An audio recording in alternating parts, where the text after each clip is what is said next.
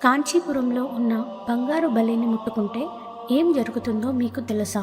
ఒకరోజు గౌతమ మహర్షి ఆయన ఆశ్రమంలో ధ్యానం చేశాక శివుడికి అభిషేకం చేయాలని వారిద్దరి శిశువులను పిలిచి, మీరు వెళ్ళి ఈ 2 కడవలలో నీరు తీసుకుని రండి అని చెబుతాడు.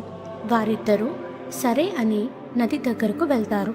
వారు చిన్న కడవలలో నీరు పట్టుకుంటూ ఉండగా 2 బల్లులు వారి కడవల్లో పడిపోయాయి.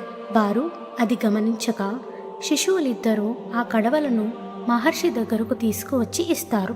అప్పుడు ఆ కడవలో ఉన్న బల్లులను చూసి గౌతమ మహర్షికి విపరీతమైన కోపంతో, నేను ఇంత దివ్యమైన కార్యం మీకు చెయ్యమని ఇస్తే మీరు అశ్రద్ధతో కనీసం ఈ చిన్న పని కూడా సరిగ్గా చేయలేకపోయారు అని శిశువులిద్దరిని శపించగా ఒకరు బంగారు బల్లిగా మరొకరు వెండి బల్లిగా మారారు.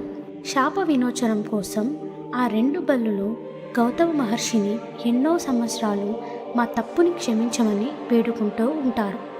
వారి తప్పుని అర్థం చేసుకున్న మహర్షి, మీరిద్దరూ కాంచీపురం వెళ్ళి అక్కడున్న వరదరాజస్వామి ఆలయాన్ని దర్శించుకోండి.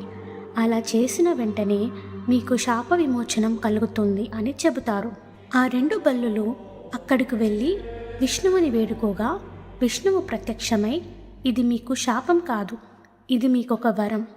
ఇక నుండి ఈ ఆలయానికి వచ్చిన వారు మిమ్మల్ని ముట్టుకుంటే వాళ్ళకున్న బల్లి దోషములు మరియు జీవితంలో ఉన్న ప్రతి ఒక్క కష్టం తీరుతుంది అని వాళ్ళిద్దరిని విష్ణువు దీవిస్తాడు. వెంటనే ఆ 2 బల్లులు ఆ ఆలయంలో ఉన్న విగ్రహాల రూపంలో మారిపోయాయి.